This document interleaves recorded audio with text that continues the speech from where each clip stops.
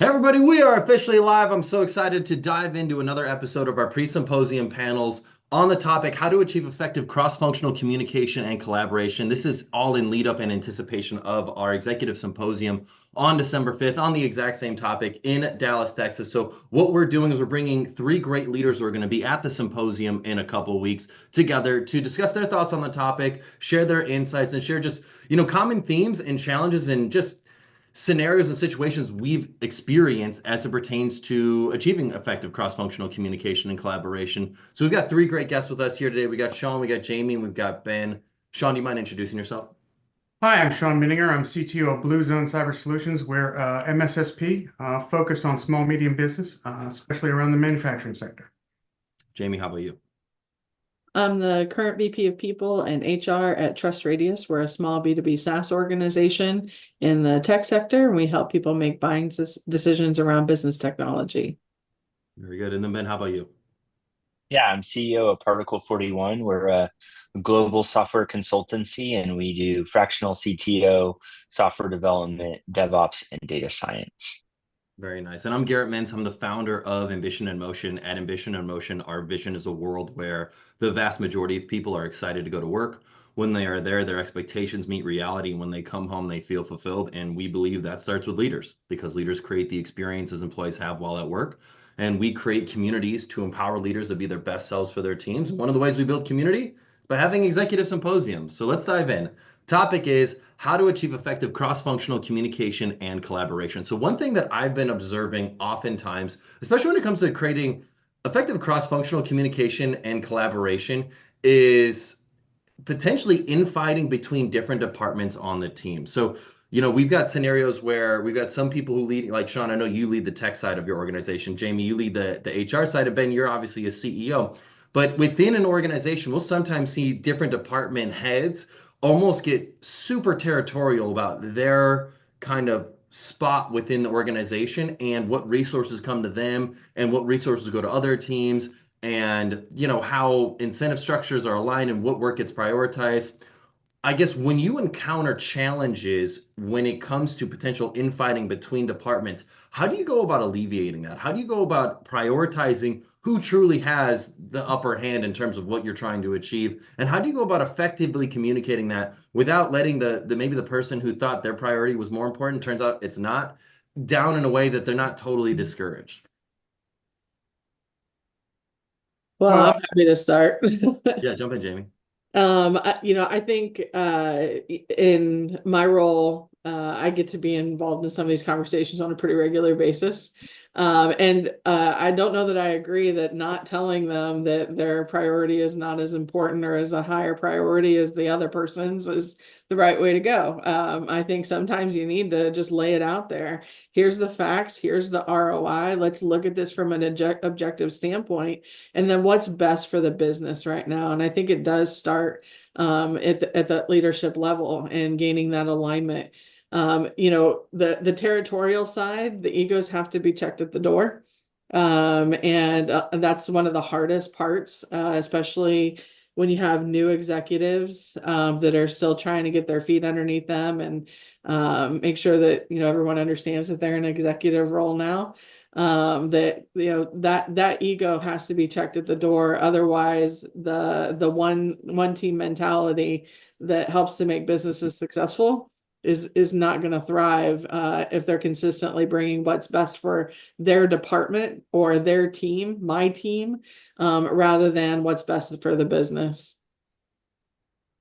Yeah, I think I'm challenged by oftentimes over compliance in these arguments where, this idea of being one team, not to fully disagree, but just this idea of one team tends to create a lot of introversion. And I think a lot of times in my groups, I see introversion like a mask. Like if I don't speak up, then I'm safe and I'm comfortable. So I do encourage, the quietest person generally has to speak up first. I've mentioned that before. And, just we need people to speak their minds and stand up for their areas as well, not just kind of acquiesce to the, okay, well, whatever you guys want to do, and then they're not being heard, and then their objectives are not being accomplished. So I kind of look at it.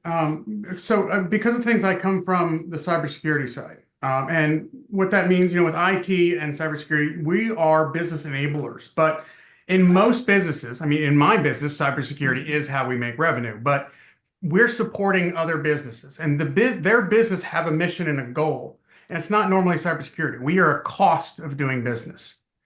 And that means that in order to achieve my objectives, I actually have to be more aware of the overall business objectives. And this is actually something that I have to counsel my own engineers, my own executives about, my own managers about. Remember what's the vision of the company? That's what we're fighting towards. And Jamie, you're talking about the egos. It's not about the vision of what I necessarily want to accomplish today, because we need to make sure that what I'm planning on accomplishing today, that those KPIs actually do match the vision of the company. And so one of the things that's important, this term's actually almost gotten overused, but meet them where they are. So I'll give you an example. If I'm dealing with, a director of finance, okay, now I have to worry about all sorts of proprietary and confidential information from a security standpoint, okay? And so I want to put in security controls, whether it be processes and policies and actual technology controls, in order to help monitor and manage the flow of that information. But the director of finance has different objectives, right? Still aligned with the company's needs, but they have a job to do. And I have to be careful that I don't become confrontational in a way that I say, I'm stopping you from doing your job. We have to make this in such a way that we're enabling them to do their job. And part of that is my own self-awareness, that yes, I am responsible for protecting. However, it has to fit within the goals to make sure we're actually not just protecting, but enabling. I like to say the most secure computer in the world is one that's turned off, locked up in a closet. But that doesn't get us anywhere. And so I think in a lot of cases, I look at it, like I said, from a technology standpoint, but I think from any executive that's overseeing their part of the company, being able to understand everyone else's position and what their goal is and how that aligns with the overall vision of the company. I think that that's really important. So the ability to, like I said, meet them where they are and work from their point of view, I think is really, really helpful. Jamie, I liked what you said about checking egos at the door. And Ben and Shawn, I liked what you said of just being able to, I don't know, lift voices so then people can be heard. But how do you go about auditing misaligned incentives? Specifically, I want to talk about Jamie's point of hey, we got to check our egos at the door. This revenue function takes priority over this other function that we've got cooking over here. And so, yeah, I mean, even going to Shawn's example, it's if the company is hemorrhaging cash and they're just trying to, get revenue in the door at all costs, spending on cybersecurity. I'm not saying it shouldn't be disvalued, but if they're hemorrhaging cash, they're hemorrhaging cash and they got to get money in the door. They're going to spend money in a place that can put money in the door, not protect them for once they are running a consistently good business. For better or for worse. I'm not saying it's right. I'm just saying that's just sometimes what happens.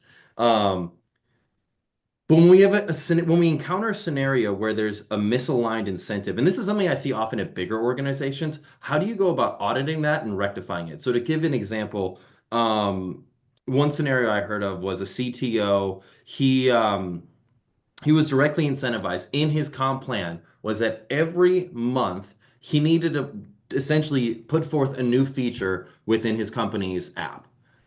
Every month he had to put forth a new feature within his company's app. That was just something that was part of an incentive plan. The idea was, in theory, was that he would never rest on his laurels if he always had to come up with a new feature. So, they wouldn't get lazy. They wouldn't be behind the times. They'd be always forward thinking about what needs to happen next. Well, overwhelming feedback from customers were stop making changes, stop making changes. You're this is too jarring. Every time I log into this app, there's a new terms and service that I have to apply or abide by, or there's this new feature or this new page or this new user experience.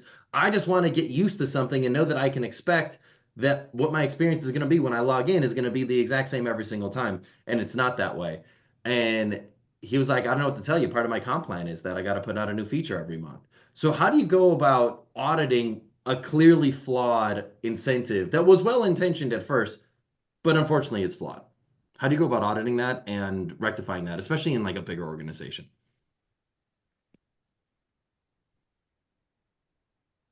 We have an OKR process that helps to make sure that there's alignment from the start, and also have readouts on a regular basis to make sure that we're still on track and we're actually seeing the results that we intended, right? If we're working on these key results, are they actually moving us towards the objective that we have in place? So we have a pretty rigorous OKR process that we run in our organization that helps with that. And we are definitely of the mindset that if we shot for the moon and then Mars is actually easier to get to and it's time to adjust, then let's go to Mars instead of the moon.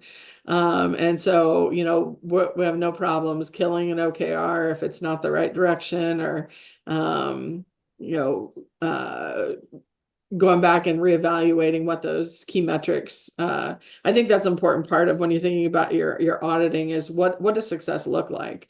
And making sure that you have clear alignment across the board on what that success is.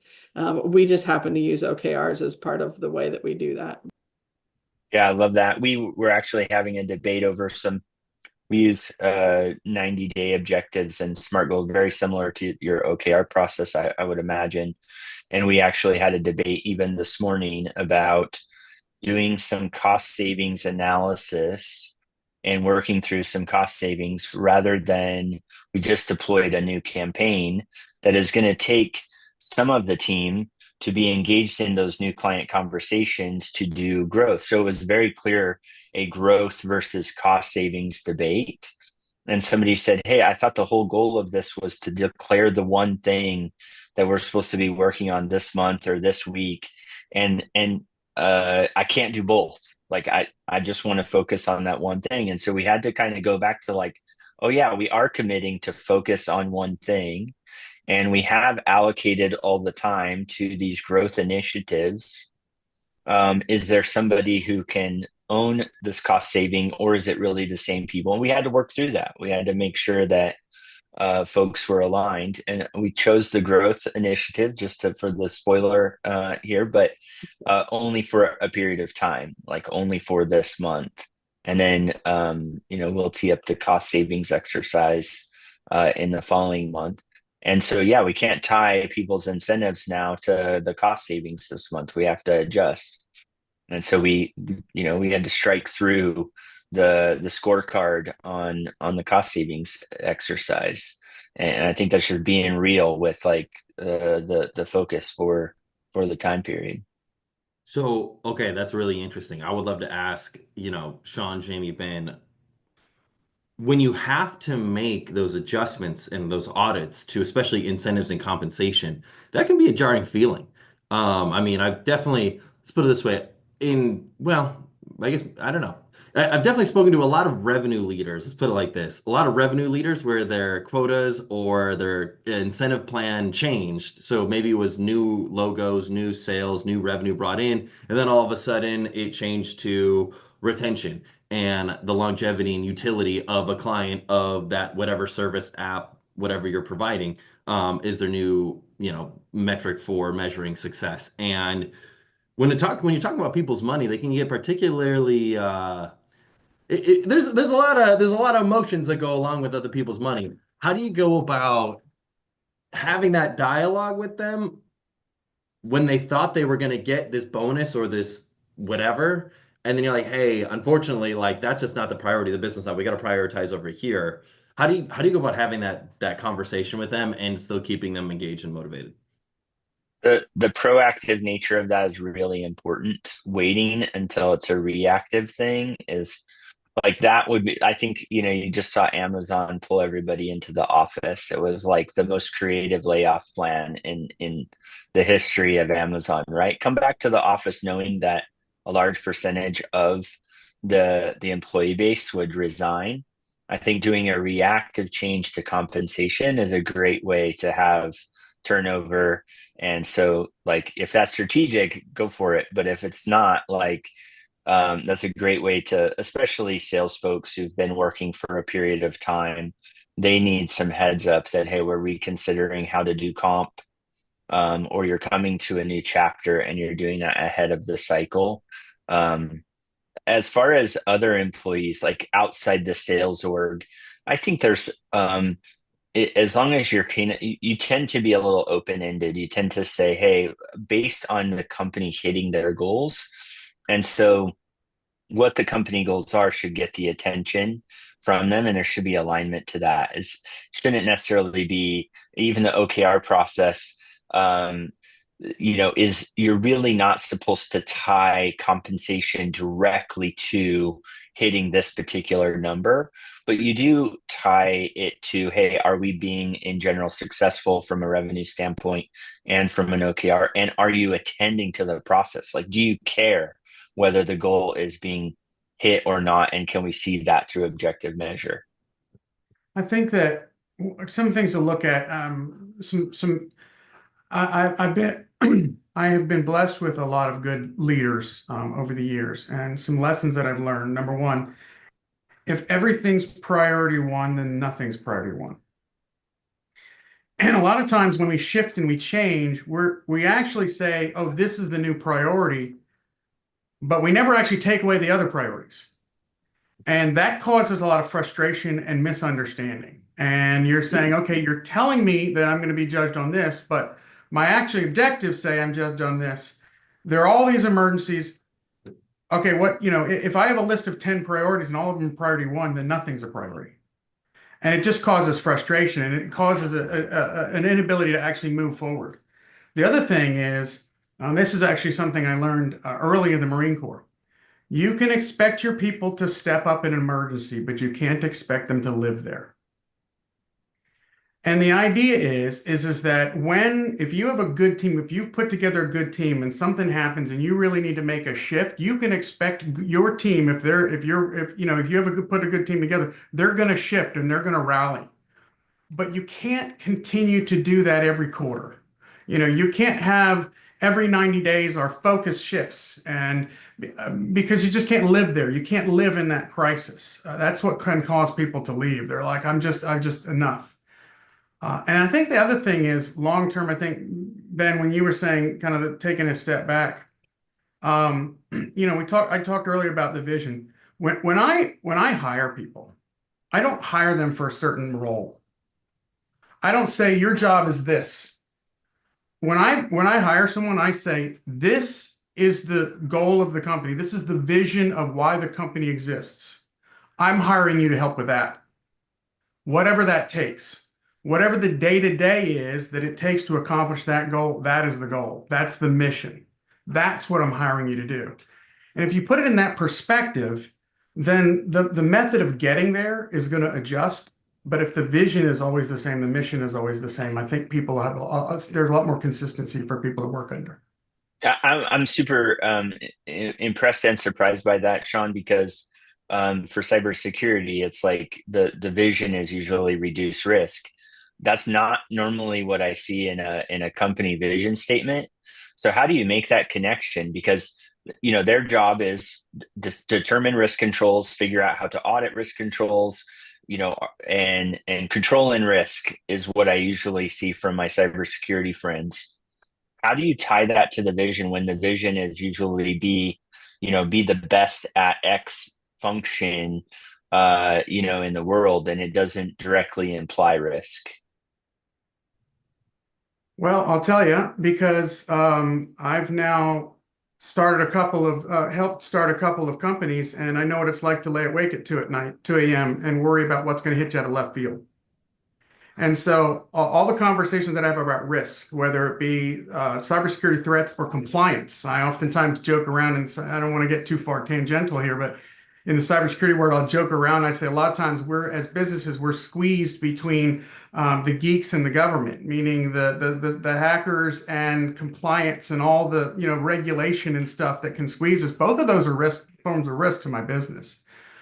And all of those are, like the vision of when I started Blue Zone, our vision is literally to protect and enable to thrive. And enable was very key because I agree with you, man. A lot of times when we look at risk, we say, okay, risk is about limiting. And I get that. But in reality, dealing with risk is about enabling. It's about you're never gonna completely get rid of risk. It's about being able to manage risk in a way that enables the business to happen. So I think it's never easy, but it's keeping in mind once again what is the actual goal of the company. One other thing that I want to say on the topic before we move on is, when we think about getting people aligned to those changing priorities or deprioritization or whatever, the more you can, I'm not advocating death by committee because I've seen it happen way too often. But the more you can bring employees into the conversation on here's what we're seeing, here's what we're thinking. What are your thoughts on that? Like just open up the conversation. Do you have a better solution? Do you think we should be holding you accountable in a different way? When we go through our OKR process, we bring our employees into the conversation. We have teams that are formed, cross-functional teams across the organization, that this is the business problem we're trying to solve. And there's representation from all the different functions that are helping to set what those OKRs should be from a cross-functional vision, if a cross-functional version of this is how we support the vision and how we think we can get there cross-functionally. So whenever you can bring employees into those conversations before just making the decision and dictating this is what we're doing, good luck. I think that you'll get more buy-in. Yeah, no, that's an interesting point, Jamie. I'm glad that you brought that up because I do think that transparency about why the change is being made is really critical. I think sometimes I see companies make not necessarily half-hearted efforts at transparency. Like I've seen companies do things like open book management, and they'll have 3 down quarters, and then they'll like do a layoff, and everyone's like, "I can't believe a layoff's happening." They're like, "I can't believe you can't believe a layoff's happening. You see the open book management." Like we had 3 down quarters. They're like, I don't know the context of what this means. 3 down quarters could just means we don't get our Christmas bonus. Like I didn't realize we're laying people off here. Like what the heck? And so I think the ramifications with the transparency is really, really critical, as well as the rewards for success too. Like business is a series of experiments. Some work, some don't. But I think those that are participating in said experiment should know that they are participating in said experiment. And, this is what the reward is. So significant acceleration of your career path. You can go from being like an individual contributor to maybe even director or VP level because you stood up an entire new business unit that never existed beforehand. But also in 1 year from now, if it doesn't work out, you could be fired. So like that's the risk reward you're going to have to, assess when it comes to taking on this position. I just think we should be transparent about it. I think that one of the things we sometimes mistake, especially in this world of easy connection, I like to say, don't mistake easy interaction for actual communication. And quite frankly, I learned that in my marriage, right? Just because you're saying and doesn't necessarily you're communicating. And I think that oftentimes is an issue when everyone, especially actually, be honest with you, it starts at the executive level because usually very focused, hard charging people, right? And they're very focused on what they're supposed to do, the tasks at hand. And that can oftentimes mean that they're not necessarily listening, and vice versa. So I think that sometimes recognizing as a leader, especially the people reporting to you, recognizing are we just interacting? Are we actually communicating? Do we actually understand what's really being said here? I think that oftentimes, Garrett, will kind of circumvent some of those issues of that surprise. Oh no, I didn't understand. And you're like, how could you not have known that this is where we are?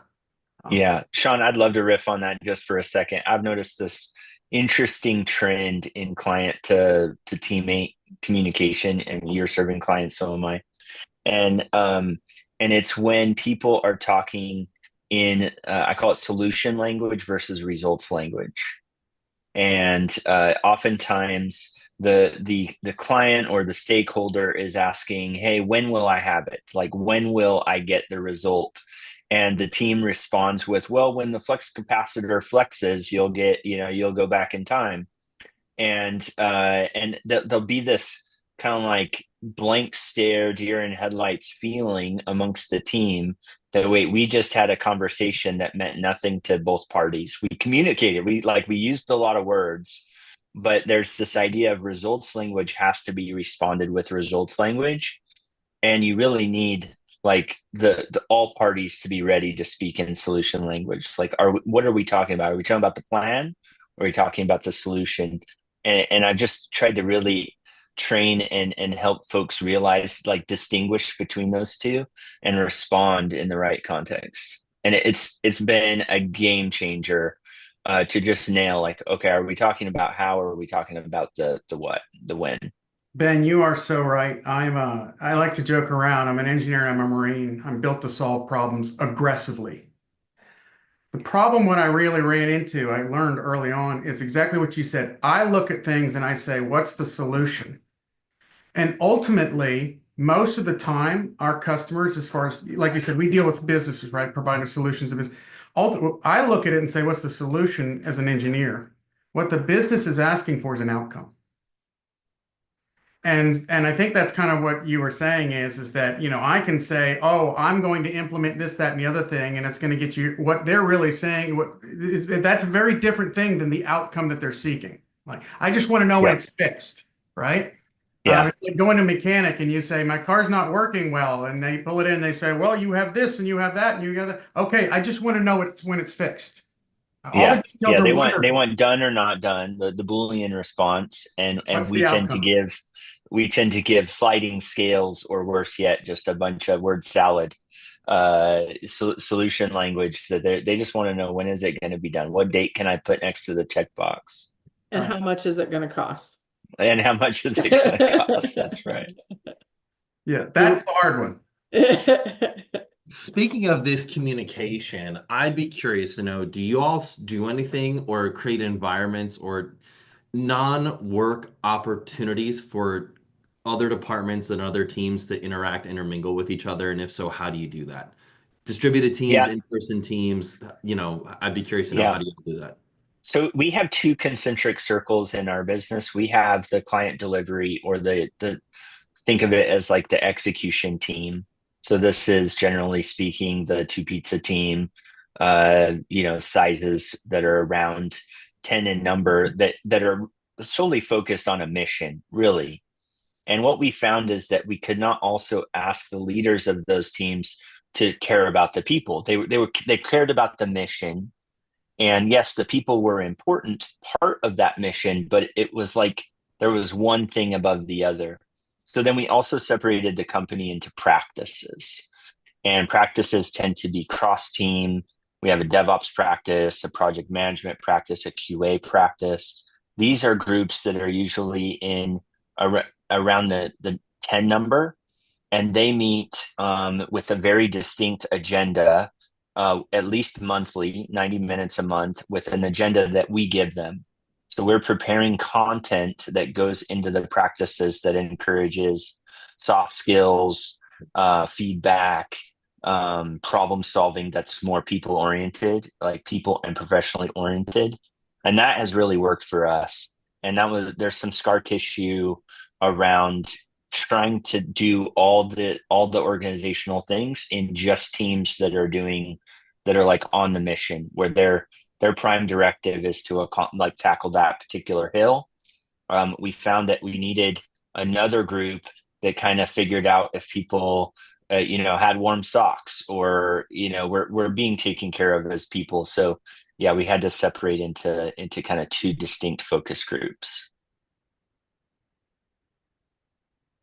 I think that for me, kind of that building that culture in is the investing in the people. So, like I said, I look at things from a technology standpoint, and the thing is, technology changes. I've been doing this for over 30 years, and the technology has changed.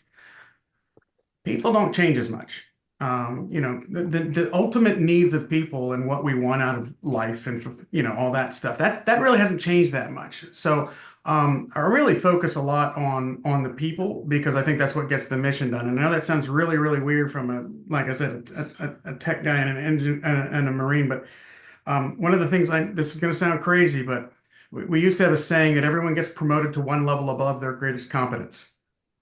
What's the reward of doing well? You get promoted. That doesn't necessarily mean that you're actually suited for that new job. And one of the things I really focus on is, I know this sounds crazy, but I don't like the idea of managers. I like the idea of leaders. Managers, forgive me if this is overbroad, but managers kind of, well, they manage, they juggle, they control, whereas I think leaders inspire. And the reason I bring that up in context of your question, Garrett, is if you are training leaders from the day one, I believe that the leaders themselves will take the initiative to build those teams and to build that environment. As you said, I love it when my leaders come and say, "Hey, Shawn, I need a little extra budget, or we're planning on this event," right? When they come to me with that, because I show that they're investing in their people. And I think that's very, very valuable to let it be known within the company that the people are valuable and investing in them. And I believe that a lot of times those team building events and such that you mentioned will come organically. What's even better is that when they're happy and they're not necessarily a company sponsored event, when people actually just enjoy working together. Yeah, we do a lot. We're a fully remote organization. Went back and forth during coming out of the pandemic of if we were going to go back to office or not. We've just embraced this idea of fully remote and are moving forward, period. And so we do a lot to try and build community and connection.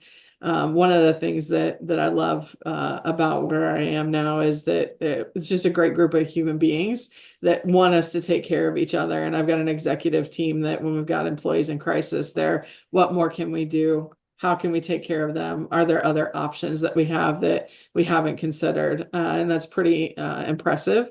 I think the pandemic did something to normalize experiences when we think about stress levels and how we deal with stress and how we deal with the unknown.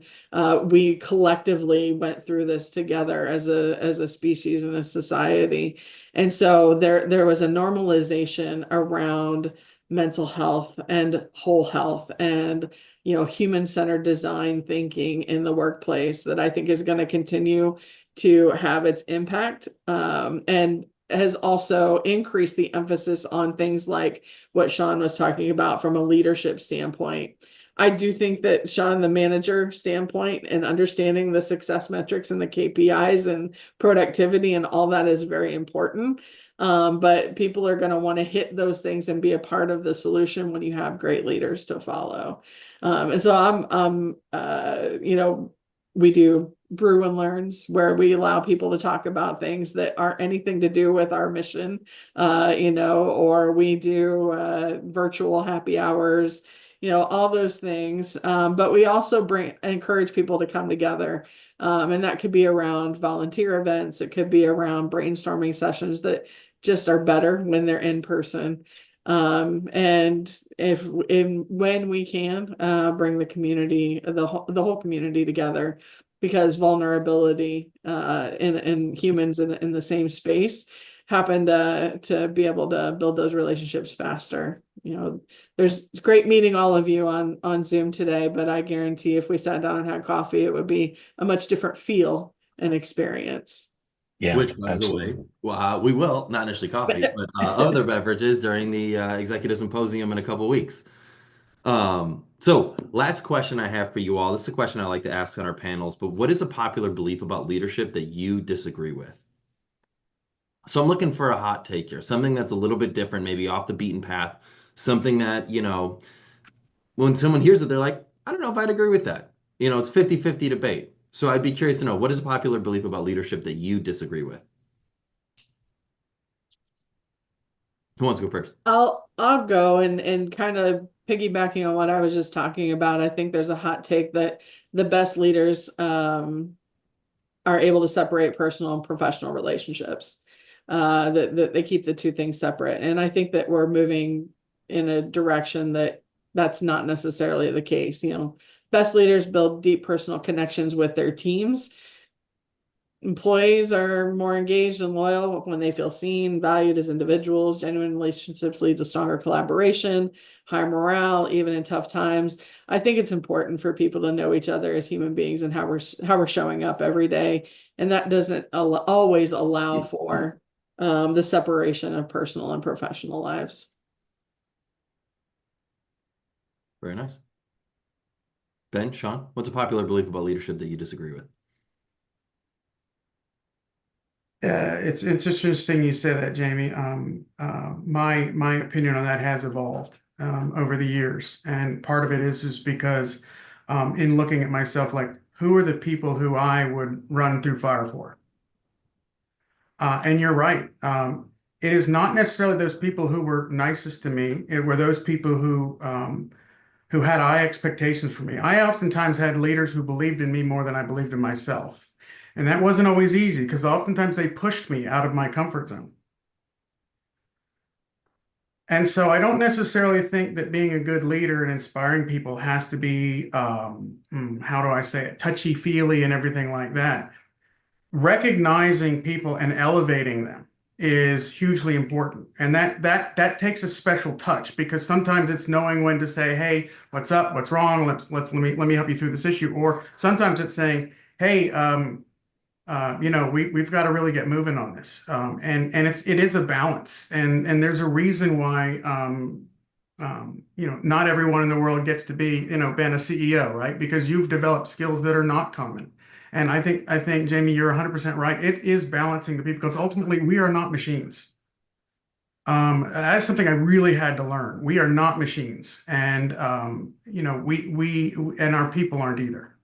And once again, if you expect your people to perform for you, you've really got to invest in them. I'm a big believer in the idea of servant leadership. I joke around that my view of leadership is informed by two sources: Jesus and the Marine Corps. I'm from Texas, so anyway, it's because the idea is, as a leader, actually, it's not about our personal elevation, whether it be financial or power or whatever. It's really about serving others. Good leaders take blame and give credit. Good leaders inspire. And you can only do that when you're investing in your people, because ultimately, I found this out with my daughters, I'm sorry. I learned that my daughters don't need to tell me to tell them how to do everything. I need to tell them what needs to be done, and I get to step back and watch them amaze me. That's how I like to lead. Love it. I think for me, it's in modern leadership training, we've kind of thought about this word capability, and you'll hear like capability versus willingness. I hate the word capability. I've shifted it to capacity. So none of my leaders are able to think in terms of capability. They have to shift that to capacity. So this goes along with what Shawn is saying.